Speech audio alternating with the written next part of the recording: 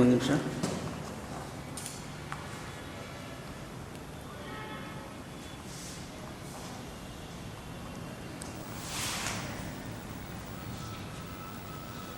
ಬಂದು ನಿಮಗೆ ಕಾರ್ಡ್ಸ್ ಕಟ್ಟಬೇಕಾದ್ರೆ ನಿಮ್ಗೆ ಏನು ಅನಿಸ್ತು ಸರ್? ಸರ್ ನಮಗೂ ಫಸ್ಟ್ ಟೈಮ್ ಬಂದು ಗೋಲ್ಡನ್ ಡೇ ಹೊಸ್ದಾಗಿ ಓಪನ್ ಆಗಿದೆ.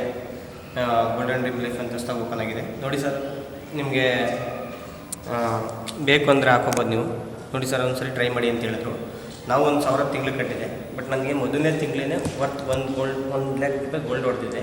ಬಟ್ ಯಾರು ಬೇಕಾದರೂ ಹಾಕೋಬೋದು, ಮೋಸ ಏನಿಲ್ಲ.